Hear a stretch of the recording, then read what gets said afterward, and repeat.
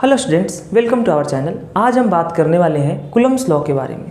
Coulombs law एक ऐसा topic है जिसके सवाल जेईई और नीट में आम तौर पे आते रहते हैं। आपने देखा है कुलम्स लॉ से रिलेटेड बहुत सारे क्वेश्चंस आपके पेपर में होते हैं और आप उन क्वेश्चंस को सॉल्व नहीं कर पाते।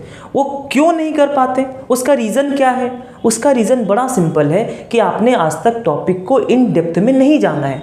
आज तक आपने बस इतना जाना है कि कुलम्स लॉ का मतलब क्या होता है, F = K Q1 Q2 by R²।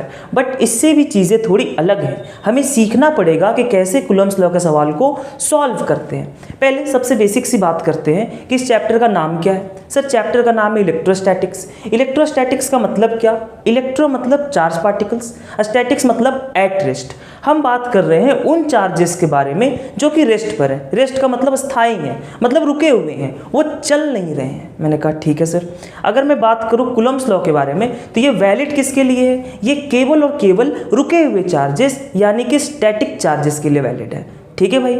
अब जैसे देखें, हमारे पास दो चार्जेस हैं, एक है Q1 और एक है Q2।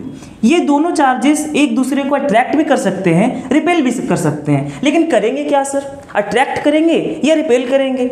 ये हमें बताएगा कि चार्ज का नेचर कैसा है। अगर आपने एक प्लस चार्ज के पास एक प्लस चार्ज रखा है तो ये दोनों एक दूसरे को क्या करेंगे? रिपेल करेंगे। और अगर आपने एक प्लस चार्ज के साथ एक माइनस चार्ज रखा है, ये दोनों एक दूसरे को अट्रैक्ट करेंगे। ये बहुत बेसिक सी बात है जो आपने 9वीं क्लास में भी पढ़ा होगा कि like charges repel each other and unlike charges attract each other. ये अगर बेसिक सी बात आपको याद है तो लेक्चर के एंड तक बने रहे, आप कुलम्स लॉ के सारे सवाल कर पाएंगे बस एक बेसिक सी बात से कि like charges repel each other, unlike charges attract each other. आपको लग रहा होगा सर ये क्या आप मजाक कर रहे हो, ये तो हमें पता था सर, ये तो हमने बचपन में जाने कितनी बार सीखा है कि लाइक चार्जेस रिपेल करते हैं, अनलाइक चार्जेस अट्रैक्ट करते हैं। ये कौन सी बातें कर रहे हो? जरा समझना, ये बहुत बेसिक बात है। ये बात अगर आपको पता है तो आप आसानी से डायरेक्शन बता सकते हो फोर्स का। जैसे देखो, अगर हमारे पास ये प्लस क्यू चार्ज है और ये प्लस क्यू चार्ज है, अगर मैं आपसे पूछूं कि ये प्लस क्यू चार्ज इस प्लस क्यू चार्ज को कहाँ भेजेगा, आप बोलोगे सर ये दोनों एक दूसरे को रिपेल करेंगे। क्यों रिपेल करेंगे? दोनों लाइक चार्जेस हैं। तो ये इस पे फोर्स किधर लगाएगा? सर इस डायरेक्शन में लगाएगा। ये इस पे फोर्स किधर लगाएगा? इस डायरेक्शन में लगाएगा। ये दोनों एक दूसरे पे फोर्स लगा रहे हैं। क्यों लगा रहे हैं? कि सर चार्ज पार्टिकल्स एक दूसरे फोर्स एक्सर्ट करते हैं। किसने बताया? यही बताया कुलम्स लॉ ने, यही बोला है कुलम साहब ने। कुलम साहब का कहना है कि अगर दो चार्ज पार्टिकल पास पास हैं और उनके बीच में कुछ दूरी है, मान लो वो दूरी r है, मान लिया वो दूरी r है, तो कुलम्स लॉ ये बोलता है कि जो फोर्स ऑफ अट्रैक्शन है या फोर्स ऑफ रिपल्सन है, चाहे आप फोर्स ऑफ अट्रैक्शन की बात कर रहे हो चाहे आप फोर्स ऑफ रिपल्सन की बात कर रहे हो, ये चार्जेस के प्रोडक्ट के प्रोपोर्शनल है, डायरेक्टली प्रोपोर्शनल है। और ये इनवर्सली प्रोपोर्शनल है चार्जेस के बीच के सेपरेशन का। सर क्या बोलना चाह रहे हो कि अट्रैक्शन भी ऐसे और रिपल्सन भी ऐसे? हाँ बिल्कुल। जो अट्रैक्शन वाला फोर्स है वो भी चार्ज के प्रोडक्ट के प्रोपोर्शनल है और जो रिपल्सन वाला फोर्स है वो भी चार्ज के प्रोडक्ट के प्रोपोर्शनल है। क्या ये बात समझ में आ रही है आपको? बिल्कुल समझ में आ रही होगी। आगे देखते हैं। तो जो फोर्स ऑफ अट्रैक्शन या जो फोर्स ऑफ रिपल्सन है उसका डायरेक्ट कुलम साहब ने क्या फॉर्मूला दिया है कि हमारे पास जो फोर्स ऑफ अट्रैक्शन है या फोर्स ऑफ रिपल्सन है ये हमारे पास होता है K Q1 Q2 by R², जहाँ पे R इन दोनों चार्जेस के बीच की दूरी है। मैंने कहा ठीक है सर, ये दोनों चार्जेस के बीच की दूरी है। अब जरा इस चीज़ को समझें। मैंने बोला कि सर ये Q1 चार्ज है, ये Q2 चार्ज है, इनके बीच में सेपरेशन मान लिया R है। ये Q1 चार्ज इस Q2 पर फोर्स लगा रहा होगा, जाहिर सी बात है लगा रहा होगा। कैसे लगा रहा होगा सर? अगर दोनों का नेचर सेम है सर तो इधर की तरफ लगा रहा होगा, रिपेल कर रहा होगा। मैंने बोला कि Q1 चार्ज Q2 पर F1 फोर्स लगा रहा है और Q2 चार्ज Q1 पर F2 फोर्स लगा रहा है। अगर मैं आपसे पूछूं कि कौन सा फोर्स बड़ा है, F1 या F2, अगर आप मेरे सामने होते, लाइव बैठे होते, तो आपने मुझे बताया होता कि सर F1 बड़ा है, या किसी ने बोला होता F2 बड़ा है। लेकिन एक्चुअल में जब मैं आपके सामने आंसर बताऊंगा ना, आप कहोगे यस सर अब समझ में आ रहा है। अगर मैं आपसे बोलूंगा तो आप बोलोगे सर F1 बड़ा होगा या F2 बड़ा होगा। आप बोलोगे सर चार्ज की वैल्यू बता दो। मैंने कहा ठीक है चार्ज की वैल्यू ले लो तुम। चलो मैंने इसे बोल दिया ये 2 कूलम चार्ज है और ये 4 कूलम चार्ज है। मैंने कहा ठीक है सर ये 2 कूलम चार्ज है और ये 4 कूलम चार्ज है। अगर आपने चार्जेस की वैल्यू बता दी, उसके बाद मैं F1 F2 बोलूँगा तो कई बच्चे क्या बोलेंगे सर F1 बड़ा है, क्यों बड़ा बोलेंगे कि सर यहाँ 4 कूलम दिख रहा है सर, ये बड़ा होगा। लेकिन जरा ध्यान से सोचो, आपने फॉर्मूला सीखा है ना? हाँ सर सीखा तो है। तो जरा फोर्स लिख के बताओ। 4 कूलम वाले पर जब तुम फोर्स लिखोगे तो क्या लिखोगे? K Q1 Q2 upon R square. मैंने कहा हाँ सर ये F1 है। F2 क्या लिखोगे? सर F2 लिखेंगे हम K Q1 Q2 upon R square. मैंने कहा हाँ सर लिख दिया, F1 लिख दिया, F2 लिख दिया। अब मुझे एक बात बताओ, क्या 4 इंटू 2 इंटू 4 से बड़ा होता है? नहीं सर, बिल्कुल बड़ा नहीं होता। मतलब ये F1 F2 क्या है? आपस में बराबर है। इसका रिजल्ट ये है कि जो कूलम्स लॉ है वो एक्शन रिएक्शन लॉ को फॉलो करता है। मतलब क्या है इसका? कि अगर आज इस 2 कूलम चार्ज ने इस 4 कूलम चार्ज पे F1 फोर्स लगाया है तो बदले में ये 4 कूलम चार्ज इस 2 कूलम चार्ज पे F1 फोर्स ही लगाएगा। देखो दोनों की वैल्यू बराबर निकल के आ रही है क्या? ये बहुत बेसिक सी बात है कि दोनों की वैल्यू क्या है? बराबर है। ठीक है भाई, अब जरा आगे बढ़ते हैं कि सर ये तो हमें समझ में आ गया चलो कि F1 और F2 आपस में क्या होंगे? बराबर होंगे। सर आपने एक चीज़ और सीखी होगी। क्या सर? ग्रेविटेशन। क्या सीखा ग्रेविटेशन में? कि सर अगर हमारे पास 2 चार्ज पार्टिकल्स की जगह 2 मासेस हैं और इन दोनों मासेस के बीच में कुछ दूरी r है, तो आपने सीखा होगा जो फोर्स होता है सर वो होता है G m1 m2 upon R square. ऐसा ही कुछ सीखा है आपने, और ये अट्रैक्टिव नेचर का होता है। मैंने कहा हाँ। यहाँ पर 2 चार्ज पार्टिकल्स है। कौन है? 2 चार्ज पार्टिकल्स, एक Q1 एक Q2, और सर सेपरेशन फिर से यहाँ पे R है। मैंने कहा हाँ। अब फोर्स क्या बताओगे? सर फोर्स है K Q1 Q2 by R square. तो यहाँ पर भी देखो सिमिलर जैसा रिजल्ट आ रहा है। जैसा हमारे पास ग्रेविटेशन में रिजल्ट था वैसा ही रिजल्ट इलेक्ट्रोस्टैटिक में भी दिख रहा है। तो क्या सर इन दोनों फोर्सेस में कुछ रिलेशन है? क्या इन दोनों फोर्सेस में कोई अंतर नहीं सर, बस ये G और K का अंतर है? मैंने कहा नहीं, अंतर है। क्या अंतर है? कि जो ग्रेविटेशनल फोर्स है ना वो मीडियम पर डिपेंड नहीं करता। जैसे अगर आपने 2 मासेस को एयर में रखा है तो force of gravitation Gm1 m2 by R square, और यदि आपने 2 मासेस को वाटर में डाल दिया तब भी force of gravitation Gm1 m2 by R square. अब समझना, लेकिन अगर आपने 2 चार्जेस को एयर में रखा है तब कहानी अलग है। अगर आपने इन दोनों चार्जेस को एयर के जगह किसी दूसरे मीडियम में डाल दिया, मान लो ये मीडियम हमारे पास वाटर है, तो यहाँ पे हमारे पास जो फोर्स आएगा वो चेंज हो जाएगा। मतलब जो ग्रेविटेशनल फोर्स है वो तो मीडियम इंडिपेंडेंट होता है, इसलिए आपने इस G को बोला था यूनिवर्सल कांस्टेंट। याद करो, आपने बोला था इसे यूनिवर्सल कांस्टेंट, लेकिन ये जो K है यूनिवर्सल कांस्टेंट नहीं है। इसका मीनिंग ये है कि जो हमारे पास कूलम्बिक फोर्सेस होते हैं या जो इलेक्ट्रोस्टैटिक फोर्सेस होते हैं वो किस पे डिपेंड करते हैं? मीडियम पे डिपेंड करते हैं। इस K की वैल्यू होती है 1/4 पाई एप्सिलॉन नॉट। अब ये जो एप्सिलॉन नॉट है इसका बहुत इंपॉर्टेंट रोल है। एप्सिलॉन नॉट का मतलब है permittivity of free space. Permittivity of free space, यानी जब आप फ्री स्पेस की बात कर रहे हो तब तो आप एप्सिलॉन नॉट लोगे और लिखोगे permittivity of free space, K की वैल्यू 1/4 पाई एप्सिलॉन नॉट। लेकिन अगर आप एयर के जगह कोई और मीडियम लेते हो, सपोज करो मैंने कोई और मीडियम लिया, सपोज करो हमने एक दूसरा मीडियम लिया है। मैंने कहा ठीक है सर एक दूसरा मीडियम ले लो, क्या फ़र्क पड़ रहा है सर, लेते हैं एक दूसरा मीडियम लेते हैं। उसके बाद कुछ अच्छे जेई के सवाल भी करेंगे जिससे आपका कॉन्फिडेंस बिल्डअप हो। देखना यहाँ पर हमने ये 2 चार्जेस लिए, एक Q1 और एक Q2, और इसको किसी दूसरे मीडियम में रखा है और सेपरेशन हमारे पास R है। अगर सेपरेशन हमारे पास R है और मैं आपसे बोलूँ कि मुझे फोर्स बताओ, तो तुम फोर्स बोलोगे सर इस मीडियम का परमिटिविटी क्या है? मैंने बोल दिया एप्सिलॉन m।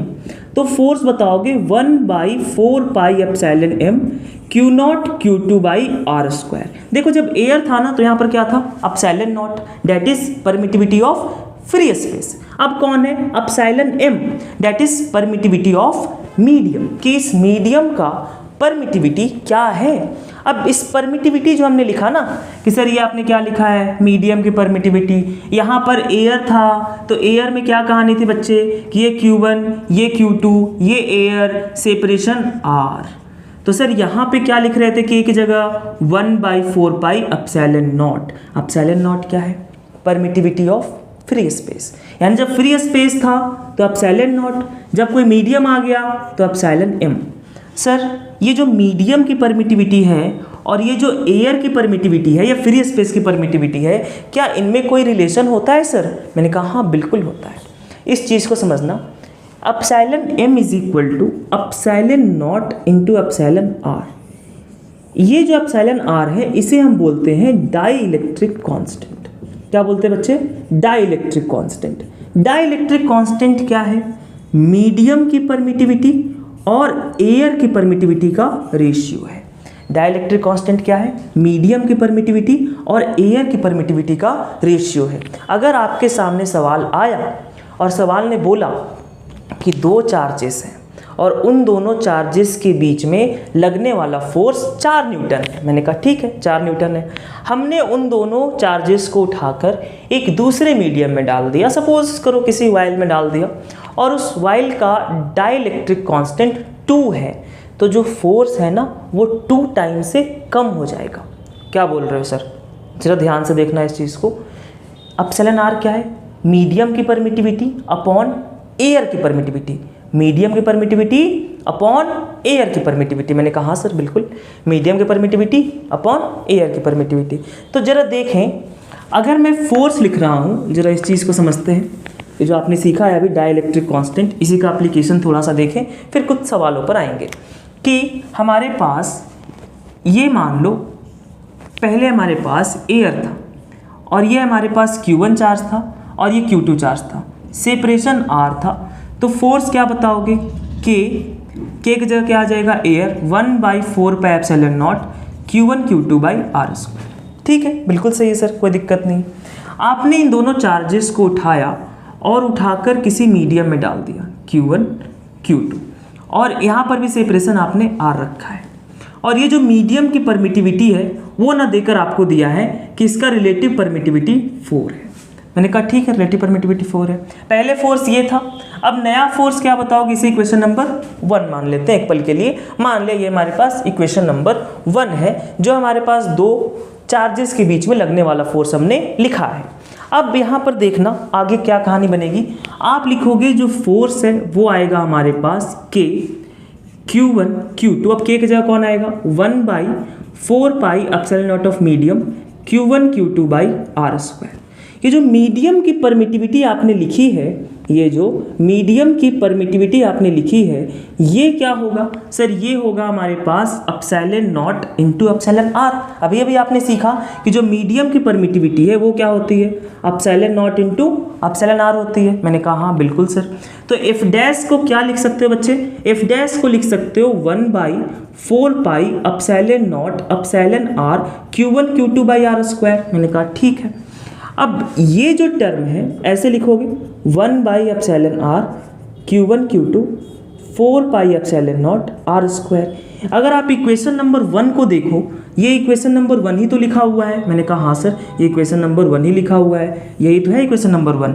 तो जो नया फोर्स आया है वो पुराने फोर्स का अगर आप एप्सिलॉन आर से डिवाइड कर दो तो आपको नया फोर्स मिल रहा है। मैंने कहा सर बिल्कुल, अगर हम नए पुराने वाले फोर्स में एप्सिलॉन आर से डिवीज़न कर देंगे तो हमें नया फोर्स मिल रहा है। इसका मतलब क्या है सर? इससे आप क्या समझाना चाह रहे हो? इससे मैं आपको ये समझाना चाह रहा हूँ कि जो डाइलेक्ट्रिक कांस्टेंट है उसका मीनिंग क्या है। अगर डाइलेक्ट्रिक कांस्टेंट 4 है मतलब फोर्स हमारे पास 4 टाइम से कम हो गया। मतलब पहले फोर्स F लग रहा था तो अब फोर्स क्या लगेगा? F/4। पहले अगर फोर्स 8 न्यूटन था तो अब क्या होगा? 8/4, क्योंकि एप्सिलॉन आर की वैल्यू क्या है? 4। एप्सिलॉन आर का मतलब होता है डाइलेक्ट्रिक कांस्टेंट। तो आपको डाइलेक्ट्रिक कांस्टेंट का मीनिंग समझ में आया है कि डाइलेक्ट्रिक कांस्टेंट होता क्या है।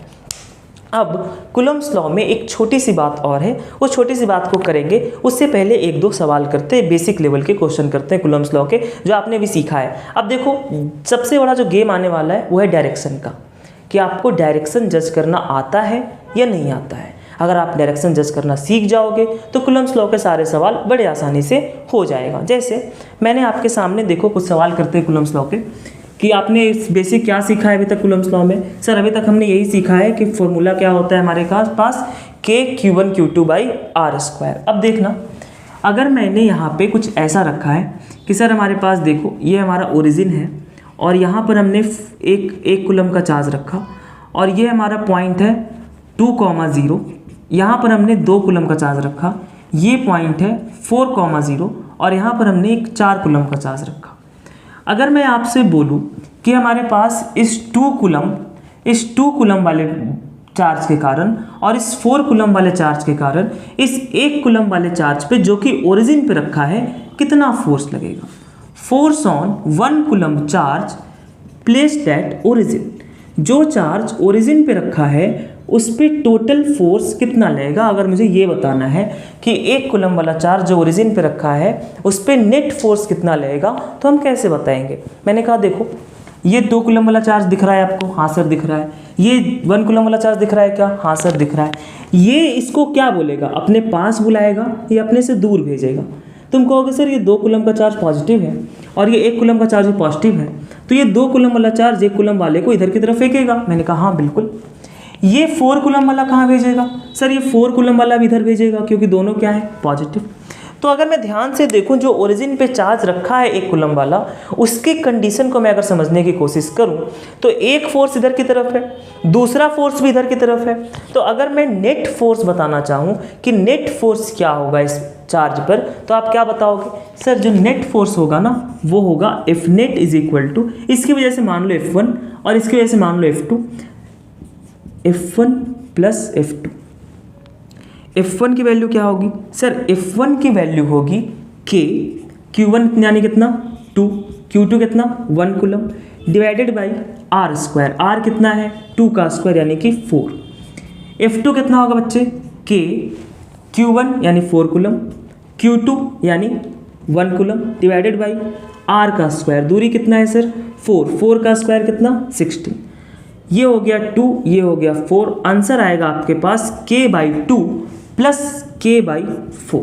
ये आपके पास क्या आ गया, आंसर आ गया। अब देखो इसी पर बेस्ड कैसे सवाल नीट के अंदर आते हैं जो बेसिक इस चीज़ पर बेस्ड होता है, इसके बारे में बात करेंगे। बाकी अगले लेक्चर पे हम कूलम्स लॉ पर बेस्ड अच्छे सवाल करेंगे, best JEE NEET questions of Coulomb's law. उससे पहले थोड़ी सी हम एक सवाल और करते हैं जो कि नीट की तरफ ओरिएंटेड है, वो समझते हैं कि सर वो सवाल हम कैसे सॉल्व कर रहे होंगे। देखना इसी सवाल का नया वेरिएंट है, देखना कि सर हमारे पास ये हमारा सेगमेंट क्या है, ओरिजिन। मैंने कहा ठीक है सर ये हमारा क्या है, ओरिजिन है। अगर आप इस ओरिजिन पर आपने 1 कूलम का चार्ज रखा है, मैंने कहा ठीक है। ये पॉइंट है 1,0, यहाँ पर हमने 1 कूलम का चार्ज रखा। अगला पॉइंट है हमारे पास 2,0 और यहाँ पर हमने 8 कूलम का चार्ज रखा है। यहाँ पर हमारे पास ये है 3,0 और हमने यहाँ पर चार्ज रखा है 27 कूलम का, और ये है हमारे पास 4,0 और यहाँ पर हमने चार्ज रखा है 64 कूलम का। ऐसे जा रहे हैं, लगातार जा रहे हैं। कहाँ तक जा रहे हैं सर, जा रहे हैं हम 10,0 पर और हमने यहाँ पर चार्ज रखा है 1000 कूलम का। अब मैं आपसे पूछ रहा हूँ find force on 1 coulomb charge placed at origin. ऐसे सवालों में आप बहुत अटकते होंगे, आपको लगता होगा ऐसे सवाल कैसे सॉल्व होंगे, लेकिन मैंने आपको जो बताया बेसिक सा टेक्निक कि अगर हमारे पास लाइक चार्जेस हैं तो वो रिपेल करेंगे और अनलाइक चार्जेस अट्रैक्ट करेंगे। इस बेसिक से थ्योरी से सवाल को आप कर सकते हो। कैसे सर, देखो जरा, ये 1 कूलम का चार्ज है, ये 1 कूलम का चार्ज है, दोनों क्या है बच्चे, पॉजिटिव। अगर ये दोनों पॉजिटिव है तो ये 1 कूलम वाला चार्ज इस 1 कूलम वाले को कहाँ भेजेगा, इधर की तरफ, मान लो F1। ये 8 कूलम वाला चार्ज पॉजिटिव है और ये 1 कूलम वाला चार्ज पॉजिटिव है, तो ये 8 कूलम वाला चार्ज 1 कूलम वाले को कहाँ भेजेगा, इधर F2। ये 27 कूलम वाला चार्ज पॉजिटिव है और ये 1 कूलम वाला चार्ज पॉजिटिव है, ये कहाँ भेजेगा सर, इधर F3। आप देख पा रहे हो कि जो सारे के सारे फोर्सेस लग रहे हैं वो एक डायरेक्शन में लग रहे हैं, यानी ये सारे फोर्सेस यूनिडायरेक्शनल है, मैंने एक डायरेक्शन में है। मतलब अगर मैं इस चार्ज पे नेट फोर्स देखना चाहूँ तो पहला चार्ज भी इधर भेज रहा है, दूसरा भी इधर भेज रहा है, तीसरा भी इधर भेज रहा है, सब इसे इधर ही भेज रहे हैं। तो नेट फोर्स कैसे लिखेंगे, देखो जरा नेट फोर्स कैसे लिखेंगे, F net is equal to F1 plus F2 plus F3 dot dot, जो 10 हमारे पास 10 चार्जेस है 10 फोर्स लगाएगा। मैंने कहा ठीक है, F1 लिखो जरा। F1 बताओगे sir K Q1 Q2 divided by R का स्क्वायर यानी 1। F2 बताओ बच्चे, F2 बोलोगे सर F2 होगा K Q1 Q2 यानी 1 डिवाइडेड बाई R का स्क्वायर मतलब कितना 2 का स्क्वायर यानी कि 4। F3 कितना होगा सर, F3 होगा K 27 coulomb into 1 divided by ये कितना दूरी है सर 3 का स्क्वायर 9। ऐसे सीक्वेंस जाएगा, मैंने कहा सर ऐसे ही जाएगा। ज़रा ध्यान से सीरीज समझेंगे। ये हो गया K, ये हो गया 2K, ये हो गया 3K। तो आपको दिख रहा होगा, अब तो दिखने लग गया होगा कि सर आगे क्या आने वाला है सर 4K 5K 6K ऐसे कहाँ तक जाएगा सर 1000 कूलम था, आखिरी आएगा हमारे पास 10 कूलम यानी 10K यानी 4K 5K ऐसे ऐसे कहाँ तक 10K। अगर आप K कॉमन ले लेंगे तो आपको दिख रहा होगा कि ये चीज़ क्या लिखा हुआ है सर। अगर मैं यहाँ से K को कॉमन लूँगा तो आप बोलोगे सर ये लिखा हुआ है 1 + 2 + 3 + कहाँ तक 10 तक। ये फर्स्ट 10 नेचुरल नंबर का सम लिखा हुआ है K × 1 + 2 + 3 + 4 + ... 10 तक। अच्छा इसका आंसर बता सकते हो क्या? चलो मैं इसका आंसर आपको बताता हूँ। चलो मैं ये चीज़ रब कर रहा हूँ, चाहे तो आप बाद में बैक आके देख सकते हो, आपके पास चॉइस है। देखना, यानी जो नेट फोर्स हमारे पास निकल के आया है वो कितना निकल के आया है बच्चे? नेट फोर्स निकल के आया है F = K × 1 + 2 + 3 + ... 10।